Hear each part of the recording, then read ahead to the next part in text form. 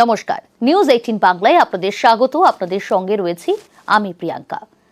কুলতলির ঘটনায় নজিরবিহীন উদ্যোগ রাজ্য এবং পুলিশের, যা সম্ভবতই প্রথম।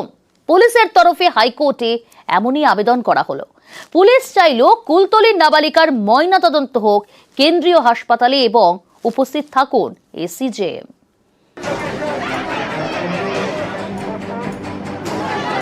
নজিরবিহীন আবেদনে পর্যবেক্ষণ কলকাতা হাইকোর্টের বিচারপতি তীর্থঙ্কর ঘোষের।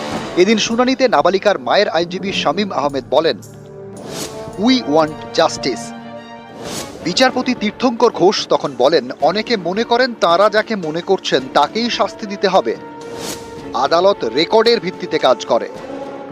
বিচার কোনো জাদু নয় যে এক্ষুনি হয়ে যাবে। বিচারের ক্ষেত্রে ধাপে ধাপে কাজ হয়। আরজিকর এবং সাম্প্রতিক ঘটনার পরিপ্রেক্ষিতে বিচারপতির এই পর্যবেক্ষণ নজিরবিহীন এক মামলায়। সাধারণত ভিকটিমের পরিবার আবেদন জানায়, পুলিশ ও রাজ্য তার বিরোধিতা করে, কিন্তু এক্ষেত্রে ঘটেছে অন্য ঘটনা।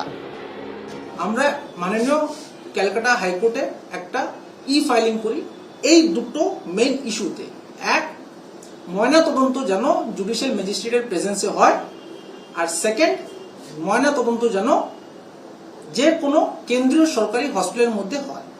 তো ক্যালকাটা হাইকোর্ট ইনার দুটো অর্ডার দিয়েছেন, যেটাতে কালকে আগামীকাল 11:45-এ আমাদের কল্যাণী এইমস অথবা ওখানে জেএনএম যে হসপিটাল আছে ওখানে ময়নাতদন্ত হবে।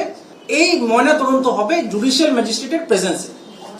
তার মানে মূলত যে দুটো দাবি ভিকটিমের বাবা, ওনার ফ্যামিলি পুলিশকে যে দুটো দাবি করেছিলেন, এই দুটো দাবি নিয়ে আমরা নিজে হাইকোর্টে মুভ করে মাননীয় বিচারপতি আমাদের পক্ষে রায় দিয়ে আমরা এটাতে এগোবো। পুলিশের আবেদন মেনেই হাইকোর্ট নির্দেশ দিয়েছে কল্যাণী এইমসে ময়নাতদন্ত হোক। এইমস কল্যাণীকে বলা হয়েছে আগামীকাল পোস্টমর্টম করতে। এইমস কল্যাণীর যদি নেসেসারি ইনফ্রাস্ট্রাকচার এখনো অবধি ডেভেলপ না হয় পোস্টমর্টম করার, তাহলে এইমস কল্যাণীর থেকে অত্যন্ত নিকটে জেএনএম বলে একটি হসপিটাল আছে, সেই জেএনএম হসপিটালের সমস্ত ফেসিলিটি এইমস কল্যাণীর এন্টায়ার টিমটাকে দেওয়া হবে।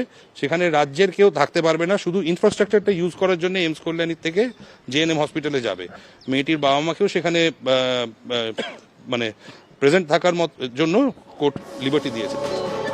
নিহতের পরিবারের আবেদনের ভিত্তিতেই পুলিশের নজিরবিহীন উদ্যোগ। পুলিশ প্রশাসন ফ্যামিলির সঙ্গে প্রথম দিনকে থেকে ছিল, আছে, আর আগামীকালও থাকবে। আমরা এটাকে এনশিওর করবো, বাবা মা যা বলবে আমরা কিন্তু ওইভাবেই করব, ওইভাবেই এগোবো। আর আমরা এই ক্ষেত্রে যেটা বলতে চাই, এটা একটা মানবিক মুখ। এই ক্ষেত্রে আমি বলতে চাই, আমরা এনশিওর করব within very short period of time আমরা এটাকে চার্জশিট করে এই কেসটিকে ফাস্ট ট্র্যাক করে দ্রুততায় আমরা এইটাকে বিচার পাবো। পক্সো আইনে কেন ধারা দেওয়া হয়নি তা নিয়ে আদালতে প্রশ্নের মুখে পড়েও পুলিশের তরফে বেনজির আইনি পদক্ষেপ। নিউজ 18 বাংলা।